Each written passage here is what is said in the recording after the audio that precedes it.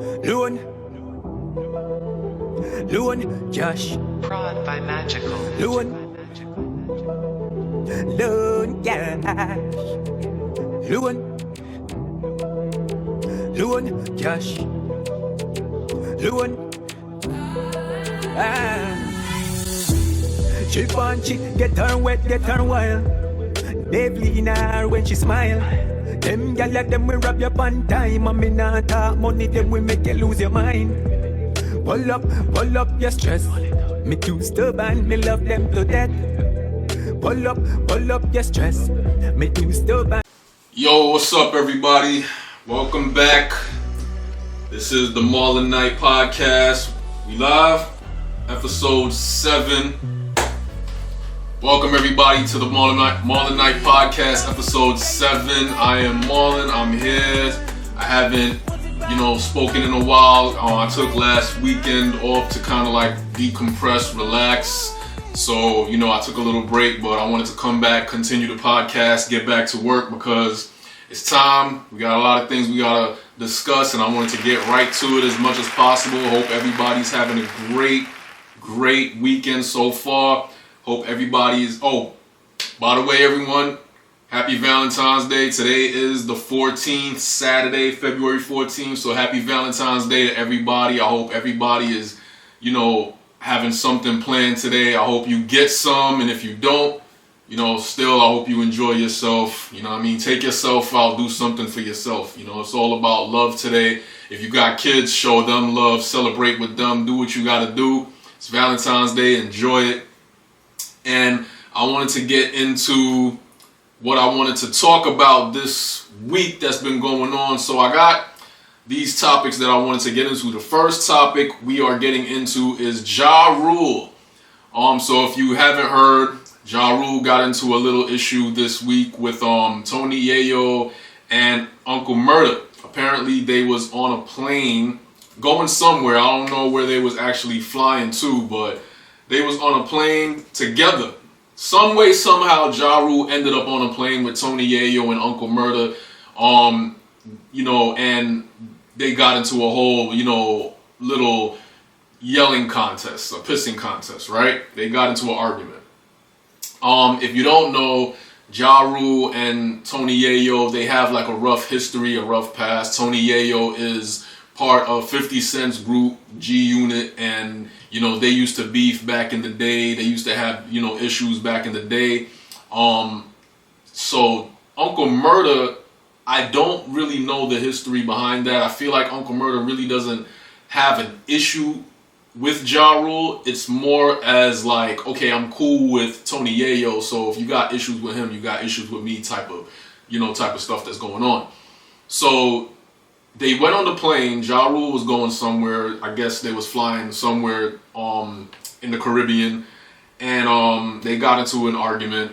Word has it that Ja Rule threw a pillow at Tony Yayo. They argued, and then Ja Rule eventually got off the plane or switched seats, from what I heard.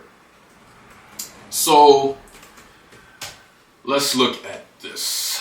So Ja Rule and Tony Yayo, along with Uncle Murda, were involved in a heated verbal altercation on Delta flight from San Francisco to New York, which escalated to a pillow being thrown and both parties briefly removed from the plane.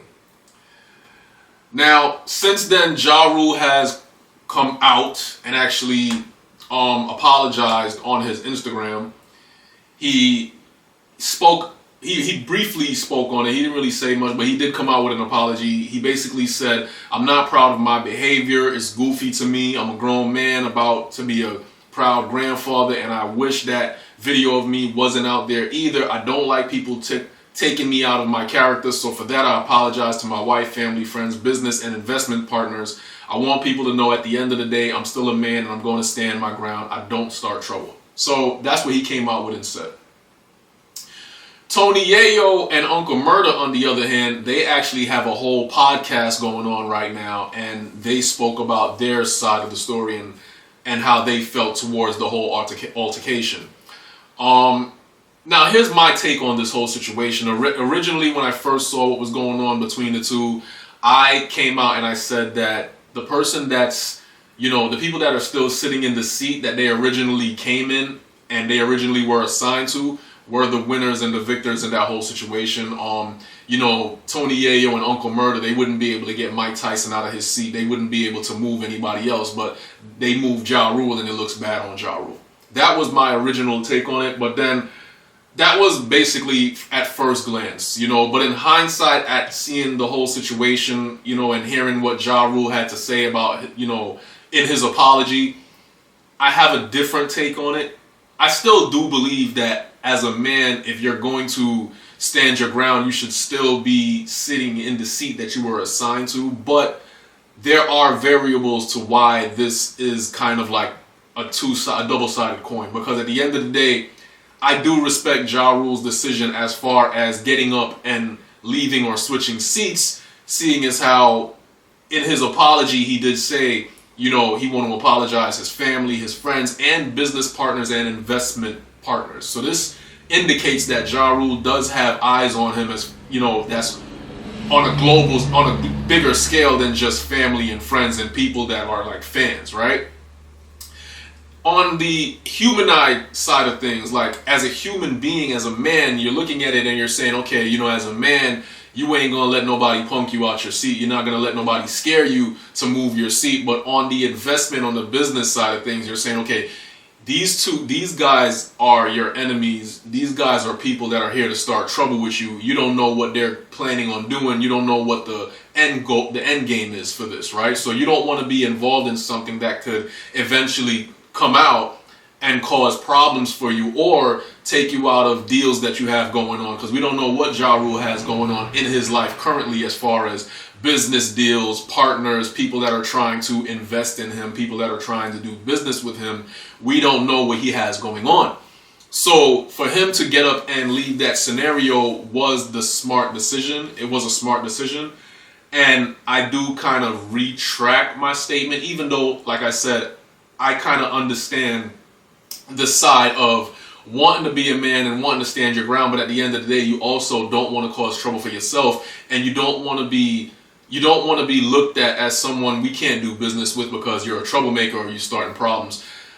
On the other side of this whole thing, when Tony Yayo and Uncle Murder, they have their podcast, they spoke about the whole situation. They spoke on how they felt about Ja Rule. They said, oh, we're not scared of him, we're not this, that, and the third, but I do feel it odd that they actually came out and spoke about this whole situation on a podcast. I had no idea that Tony Yayo and Uncle Murder was doing a podcast. So now I'm looking at it from another side of the fence and looking at it to say, it is strange that they all ended up on the same flight as Ja Rule, and then right after this whole situation occurred, they spoke about this on a podcast. It tells me that this was their way of actually bringing people into their podcast. The conversation starter would be, okay, this is what happened with Ja Rule on the plane. I'm not. I can't prove, that they knew that Ja Rule was going to be on this flight from on Delta. I can't prove that they knew he was going to be on this specific flight, but it just looks a way to say, okay, we are doing a podcast. It's almost like, let's go start trouble with this guy and use it as the main selling point for the podcast, because now people are going to want to hear what we have to say about this whole altercation. It just looks funny to me. You see what I'm saying? It just looks like something that was almost pre-thought out. You know what I mean? Like they almost had it planned from the jump. So now that I'm seeing it from a wider perspective and seeing it from a different lens, I'm honestly feeling like I can say, okay, maybe Ja Rule definitely did make the smart decision as far as getting up and, switching seats. Because at the end of the day, these guys are old. These guys are older. Tony Yayo and Uncle Murder, they're in their 40s. They're grown men now. And I do respect the side of, we're grown men, let's not start trouble, let's not engage in these problems. But at the same time, it just looks like they went there with the mindset to cause problems for Ja Rule so that they can talk about it later, to kind of bring people in to what they had already planned going on. So I mean, that's how I see that situation, you know, and I feel like at the end of the day, you know, it's like Tony Yayo was saying on his podcast. So what Tony Yayo was saying, he was like, you know, they're from New York, Tony Yayo, Uncle Murder, you know, and as New Yorkers, when you have beef with someone, beef doesn't go away, it just ages in time. It just gets old, you know what I'm saying? And that was actually part of what I was saying too, because also from being someone from New York, I know that when people have issues with you, sometimes you don't grow out of those issues. Sometimes it just carries on until you get older, you know what I'm saying? It might seem like, okay, you know, to most people it'll be like, all right, you're older now, you have kids, you got grandkids, you know, kind of let things go. Some people don't let it go. Some people let these things follow them around for the rest of their life. So that's why I was saying, if you know that this is not something you want to contribute to, or this is not something you want to give energy to, don't feed into it, because that kind of drama will follow you around. And Ja Rule has always had issues with 50 Cent. You know, Ja Rule has always had issues with G-Unit. And even now that Ja Rule, you know, Irv Gotti has passed away, you know, R.I.P. to him, you know, he doesn't have, you know, really people that's like, you know, having his back on that side of things no more. It's not like he has his group together that he used to have. It's just Ja Rule by himself now. You know, Ja Rule doesn't have a team of people following him around like he did when he was back in Murder Inc. and he had, you know, Irv Gotti and everything. So I can understand one side of things where it's as far as like, you want to be a man, you want to stand your ground, but at the other side of things is also like, you know, I'm too old for this, and I got other things, more important things, bigger things happening from what these guys are trying to do or what these guys got going on. So it just seems like, you know, both parties. I just felt like it was just a weird scenario altogether, you know. And it's true, Ja Rule is the kind of guy that you don't really see him causing trouble. You don't really see him really moving a certain way. So it's like, to even kind of cause trouble for Ja Rule is like, why? You know, it almost feels like this was something planned out that they wanted to do to kind of like, you know, go viral so that they can bring people in on their, you know, on their podcast and have people watch their podcast. You know, that, because the reality of it is Tony Yayo and Uncle Murder, they probably wouldn't get a lot of people to really watch that podcast had it not been for what they had to say about Ja Rule, you know. So that's pretty much how I feel about that whole scenario right there. You know, it was just a crazy situation, and I can respect Ja Rule's decision for now, seeing it from a different perspective, getting up and actually exiting that whole scenario. So that's how I feel about that. All right. How's everybody doing? Once again, thank you for joining the Marlon Night podcast. Thank you guys. I hope you guys have a wonderful Valentine's Day. I can't stress that enough.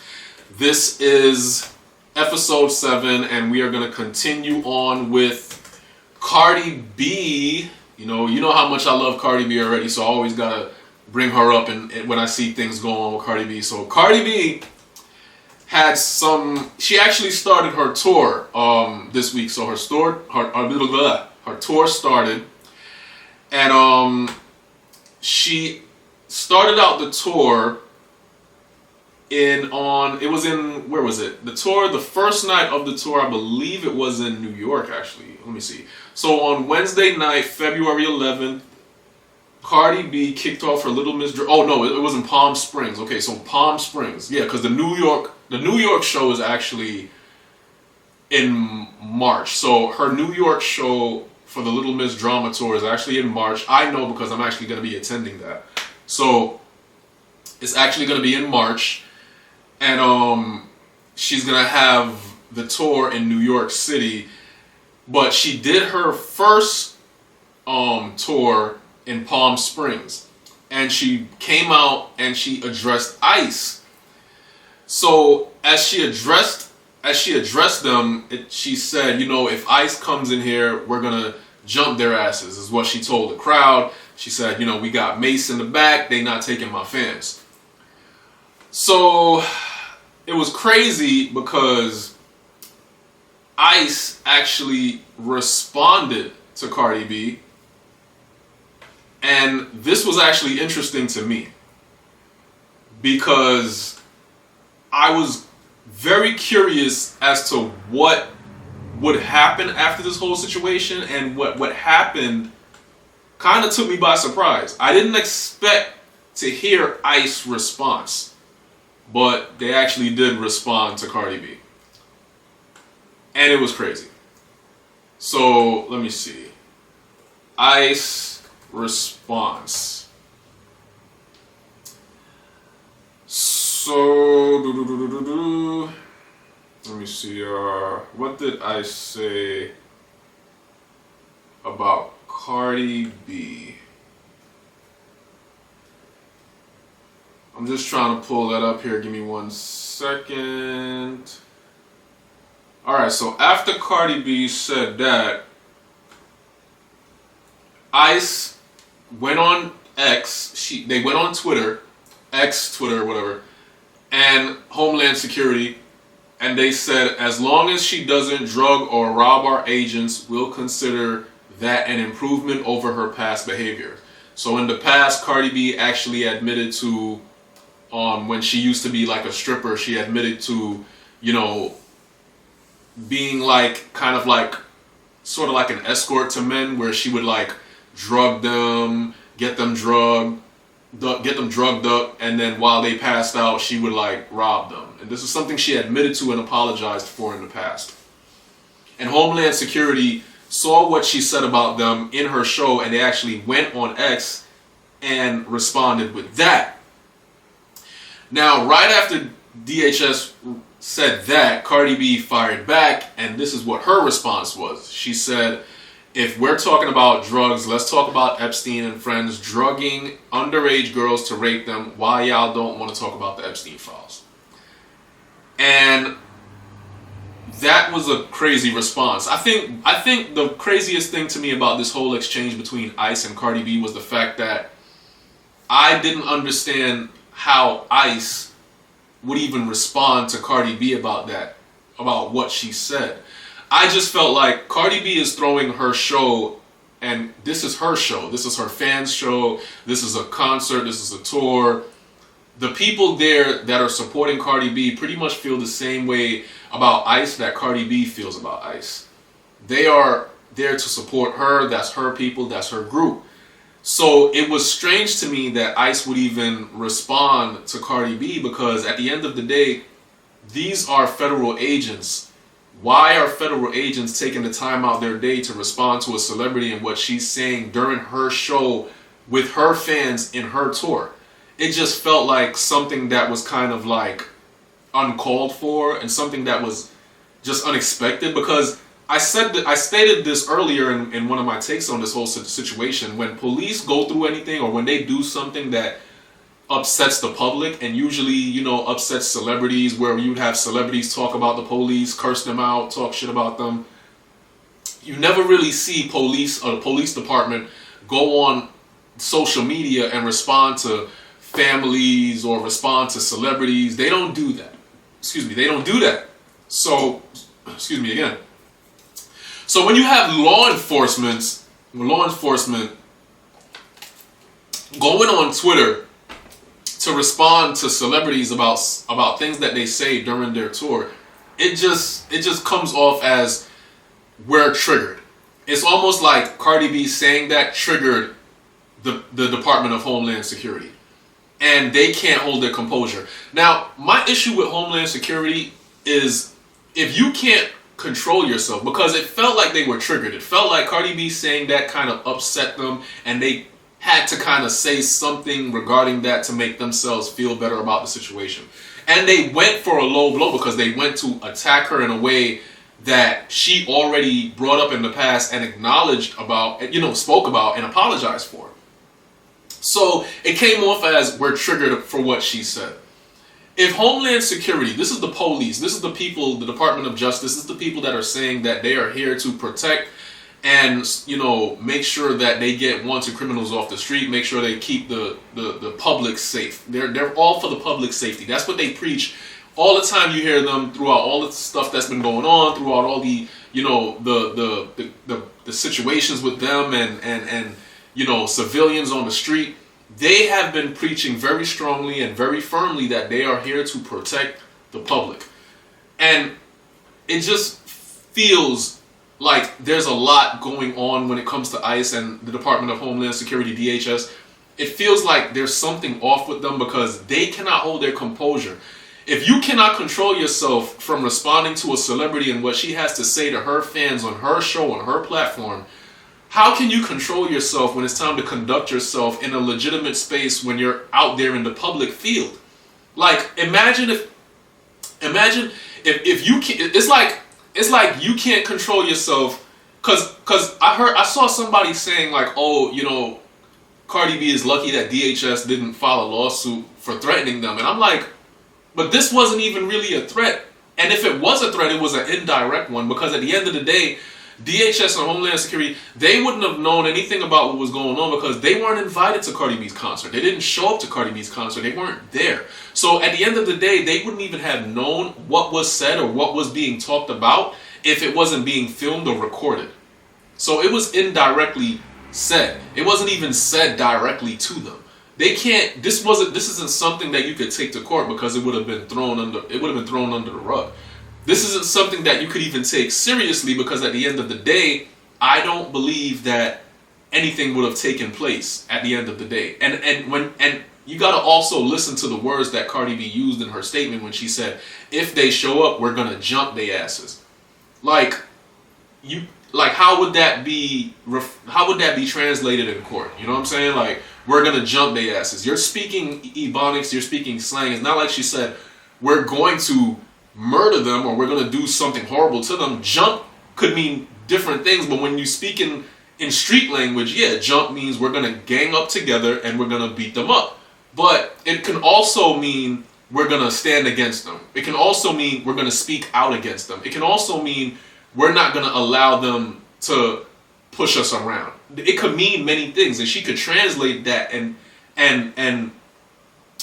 she can actually, you know, interpret that. You can interpret we're going to jump ICE in many different ways. So none of that would actually stick. And the fact that they actually took the time out their day to respond to Cardi about this just made me feel like they had nothing better to do that day. It made me feel like we have nothing better to do except to listen to what she said, and we're going to respond to it because we're not doing anything today anyway. I asked this before and I'm going to ask again. How many bad guys did ICE actually arrest that day when they were responding to Cardi B's statement on Twitter, on X?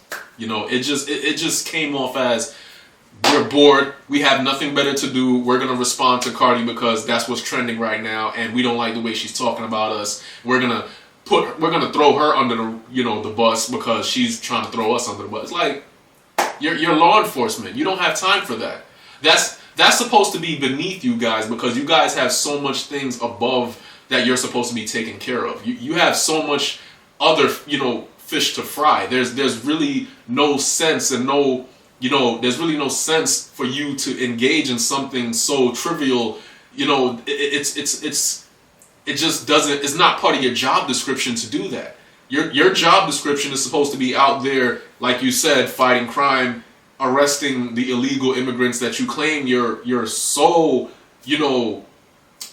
focused on doing, you're so focused on, carrying out the president's orders, but yet some way, somehow you find yourself over here arguing with a celebrity on a social media platform about what she said to her fans. And this was not a day for you to invite yourself into what was going on at the Little Miss Drama Tour. This was her speaking to her fans. It had nothing to do with you. I mean, you guys, you could take it offensively, but the fact that you even have the time to respond to her when you should be doing more important things, it just came off as we're triggered for what she said, and we have to let her know that we're triggered, and we have to respond to it. It was just a childish thing to do. I just felt like it. And these are the people that you got to remember we have in place of power. These are the people that we have out there that's supposed to be protecting the citizens. And it's scary when you really look at things like that. Like when you see Homeland Security and you see DHS talking about celebrities or going out their way to respond to people like Cardi B, who's speaking to her people, her fans.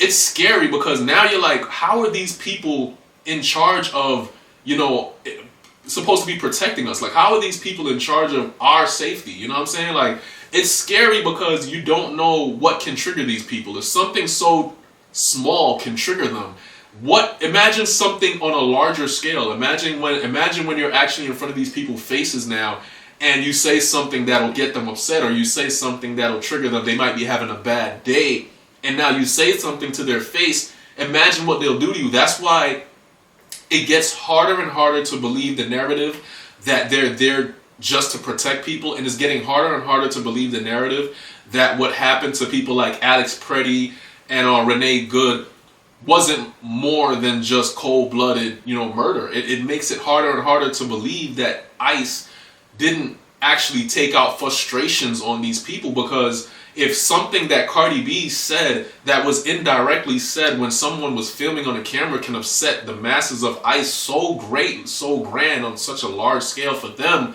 to find the time to go on Twitter and X to respond to her, it's giving, trigger. It's giving like we're not happy. We don't like what she said. It's almost like they wanted to attend the Little Miss Drama tour. It's almost like they wanted to buy tickets and attend to it, but they didn't, or they missed it, or they missed out, or maybe they were fans and they felt like they were hurt for what she said. It's like, what?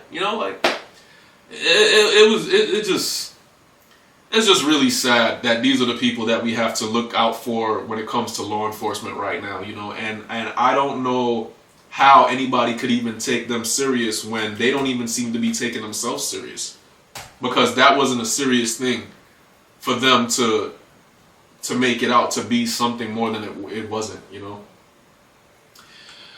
But yeah, I'm gonna move on from that because, like I said, that was just crazy. But shout outs to Cardi B, and she's still doing the tour right now. Like I said, the tour in New York will be in March, so that's gonna be crazy. I don't see anything wrong with what she did and what she said. Like I said, it's her fans, it's freedom of speech. She's able to say whatever she wants. I just felt like their response was just completely out of order, and it was just ridiculous, right? It was ridiculous. All right, so moving on, I want to talk about Attorney General Pam Bondi. We have Attorney General Pam Bondi's testimony that happened this week in front of the House of Judiciary Committee on Wednesday. So Pam Bondi, who's the Attorney General, it was supposed to be a House meeting between the Democrats and the Republicans, and they were supposed to speak out. I guess it was supposed to be a bunch of questions, because she's apparently the witness in this situation. She and her department handled the actual Epstein files, and she was supposed to be answering questions regarding the Epstein files. And unfortunately, Pam Bondi was refusing to do so. Whereas the Republican side, most of the Republicans didn't seem to want to speak about the Epstein files. They didn't really seem to want to ask her questions about it. Whenever it came, so the whole hearing was around 4 hours. And I watched the whole entire hearing. It was a complete nightmare by the end of it. I really wish that I would have read the comments. By the end of the hearing, I really wish that I would have read the comments first before I actually watched the entire thing for its entirety straight through. It was really embarrassing. And again, this goes back to what my earlier statement was with the Department of Homeland Security. Pam Bondi is someone who she doesn't seem to want to answer questions fully. She didn't want to answer the questions. Anytime the Democrats would ask her anything about the Epstein files, her responses would always go into the things President Trump was doing as far as immigration was concerned. She even went as far as to start talking about the stock market. And it was just crazy. Like, it was just a complete tragedy what I saw. So we had let me see. I want to say, right now, from what I'm seeing with this whole department, when it comes to like the president and when it comes to the department, it feels as though the people that Trump have in his staff that's working for him, they are just following whatever orders he's telling them to follow. There is no one there that is really, it feels like everyone there just doesn't have a mind of their own. Like I feel like anytime I hear, people like Pam Bondi, or Kristi Noem, whenever I hear these people speak, it just feels like they are speaking from a place of, like they have Trump in their ear, talking for them. It doesn't feel genuine to me. It feels forced. It feels fake. Nothing feels real from when they speak, because the whole time, when the Democrats were asking and requesting Pam Bondi, so basically her department on the Epstein files, they didn't redact the names of the victims, and the victims of Epstein, the survivors, were there. They were right behind Pam Bondi. They didn't redact the names of the survivors of the files, meaning that they didn't block out those names. They didn't protect the victims. They didn't protect the survivors. But they're protecting, and they redacted the names of the abusers and the people that were co-conspirators with Epstein. So think about this. You are covering up the names of the abusers and the people that actually caused harm to these people, but you're not covering up the survivors' names. So now, people that didn't even want their names to be, shown to the public, or people that didn't want to relive that whole scenario, people that didn't want their families to know they were even involved in that whole scenario, now their families are aware, and now people are aware they were involved in that because their names weren't blocked out from this. Their names weren't redacted. They didn't protect the victims' names. So now the victims are there in court because they're like, okay, you were supposed to protect our identities from this, but you didn't do that. You protected the abusers. Are you at least going to apologize to us for what you did?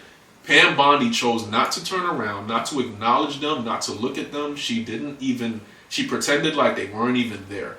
She didn't want to apologize to them. She didn't want to. There is no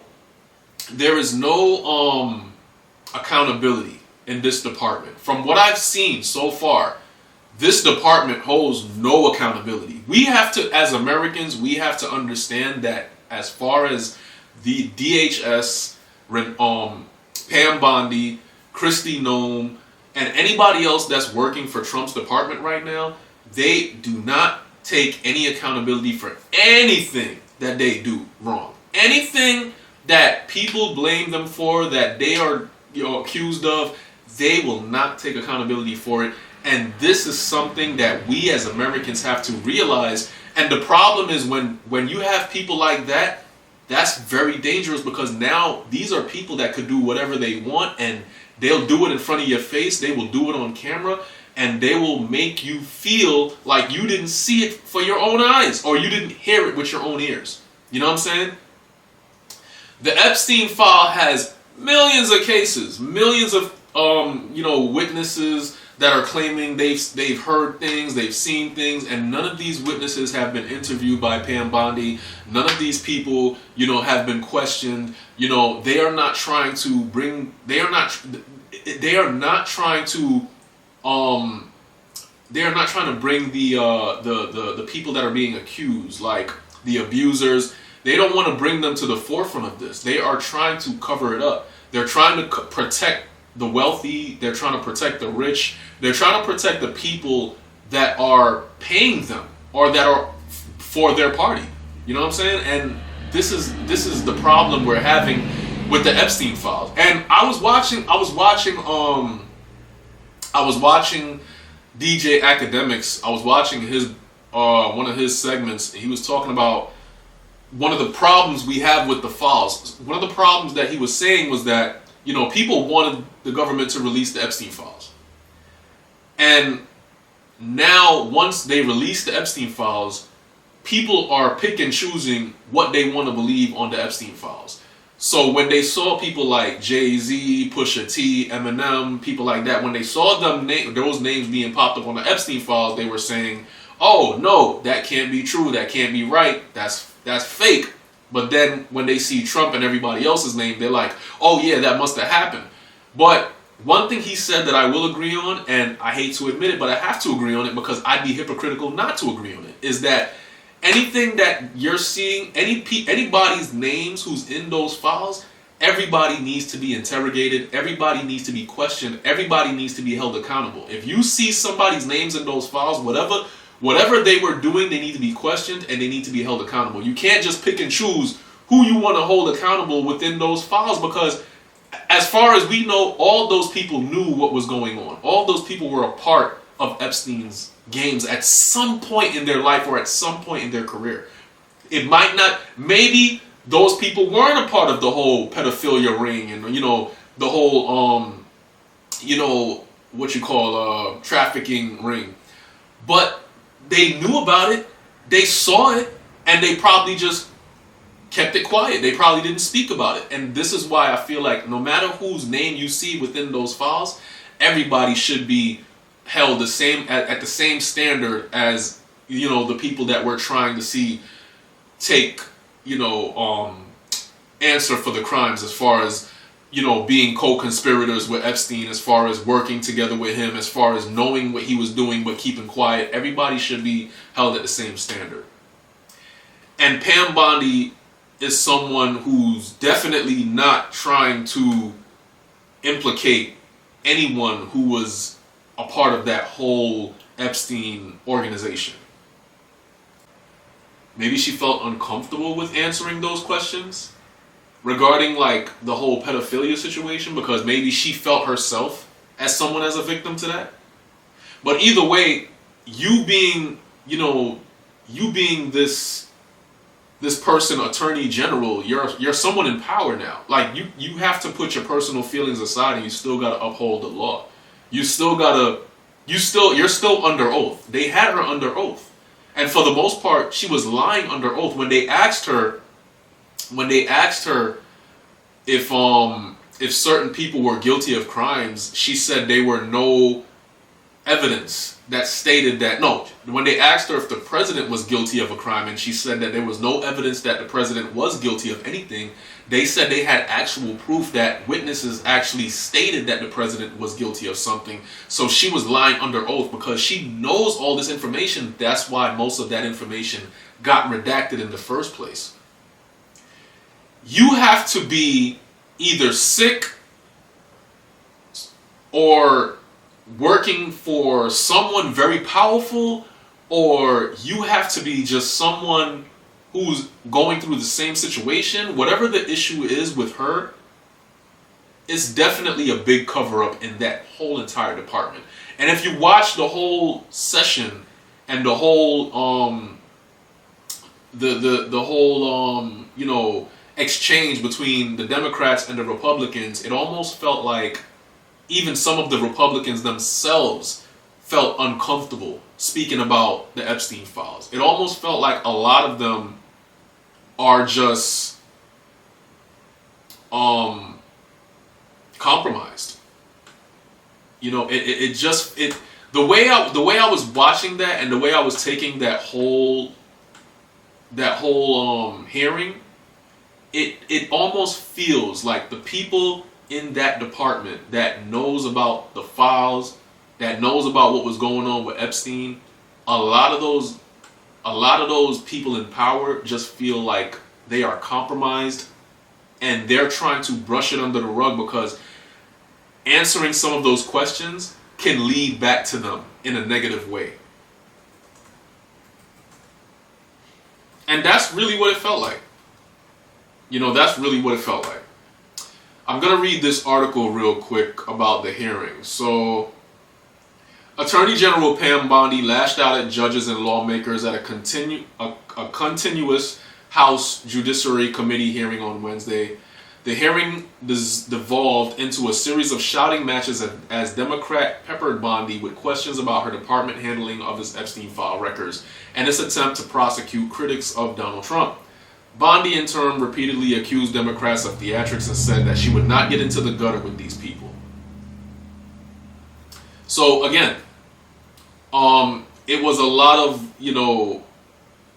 it was a lot of like just being redirected. Like she would redirect a lot of the questions and she would start talking about something else. So whenever they would ask her about the files, she would go into things like, oh, you're not talking, you should be talking about what the president has done for this country, the Dow. She started talking about the stock market. Like, so think about yourself as a witness, or I'm sorry, think about yourself as a survivor from this monster that did all these terrible things to you, and you're standing right behind the person that was handling all that information. And instead of actually acknowledging what happened to these survivors and talking about how terrible things were and how terrible things had happened to them, she goes into the stock market. It's like a slap in the face to the survivors of Epstein. So my whole, like what I got from this whole hearing was that there's definitely people within the Republican Party, and there's definitely people within DHS. There's definitely people on that side that is just trying to cover up what they know more than we do. They know something we don't, and they are trying to cover things up. They do not want the public to know everything that happened or everybody that's responsible for, the tragedies that happened with these survivors. They don't want everyone to know who was responsible. They don't want to give up the names of the people that was actually doing all these crimes. And this is going to go on for a while because the public, the Democrats and the public are not going to be happy until they get all the names that were on the files unredacted, until they get all the names that were on the files to know who was responsible for all these crimes. Because you're talking about people that are still sitting within office today that were doing all these terrible things, that were doing, the money laundering, the extortion, the, trafficking, human trafficking, sex trafficking, and raping amongst, young minors. So it's like all these things that were happening while Epstein was alive, and there are still people today that were dealing with it. So yeah, it's just really sad to see that this is something that I feel like they're trying to cover up, and it's really sad to know that they're not actually trying to hold people that's committing these crimes accountable, because there's no way you can have a redaction of so many names so many different times on one document, on these documents, because it's not like it happens once or twice. They're covering up a bunch of names over and over again, so they obviously know who these people are, and they obviously don't want these people's names to be in the public. They don't want them to have to face the penalties for their crimes. And I just think that's really crazy that we have this going on in our system today, in our government. It's really wild to see stuff like that happen. So if you didn't watch the hearing, you should probably check it out. It honestly, you're gonna see the same thing I'm talking about. It's 4 hours of them asking her questions about Jeffrey Epstein, and 4 hours of her not answering anything and covering it up. So it really does kind of feel like a waste of time. And honestly, like I said at the beginning, I wish I would have just read the comments before I even watched the whole 4 hours. So yeah, that happened with that. I'm going to get into my final thought of the day with the state of play. So if you didn't watch the state of play, we had a convention. Basically, what the state of play is basically like a bunch of games that is being broadcasted on on a platform, basically letting you know about all the games that's coming out for consoles, PC, developers, and the things that developers are working on. So we just had a state of play recently, and they showcased a couple games And it was very interesting seeing actually some of the games that was showcased for the State of Play. So the broadcast happened on Thursday, February 12th, and a list of games had been announced. They announced that they're working on, they announced some new characters from Marvel Tokon Fighting Souls, which is a fighting game coming out for Capcom, for Marvel. And it has a bunch of Marvel characters, so they announced a couple new characters for that. They announced that they were dropping Wolverine. They were dropping Wolverine, and also they are dropping Magic. So Magic was a character that they also announced. And they had Danger, who is like a live embodiment of the Danger Room, the X-Men Danger Room. So they announced those characters. They also announced a remake of God of War 1, 2, and 3, which I thought was actually very interesting to see because I'm a fan of God of War. So I'm happy to see that they're actually working on a remake of God of War 1, 2, and 3. So that's going to be coming out in the near future. And they also announced that they're working on a John Wick project, which is also probably one of the biggest announcements for the night that I saw personally. So, you know, State of Play came out. They announced a few games, so definitely go check that out. If you haven't seen the State of Play, they have a bunch of trailers out right now with announcing some of these games. So a couple of new projects is going to be coming out. So if you haven't seen it, definitely go check that out, you guys, because they have a couple new games coming out that I think a lot of people will definitely want to see. So you guys, I'm going to wrap up this podcast. It's Valentine's Day. You know, we have a lot going on this weekend, and I have a lot of things to do. I just wanted to make sure I talk with you guys and get a bunch of stuff out there about my feelings and thoughts of everything that's been going on.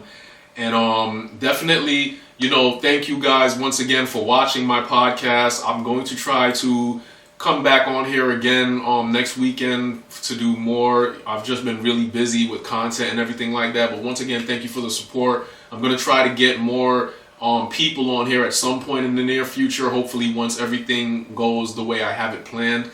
But thank you guys for supporting me. Thank you guys for encouraging me. Thank you guys for watching my podcast. This is all the time I have right now, but till next time, you guys, take care of yourself, and happy Valentine's Day.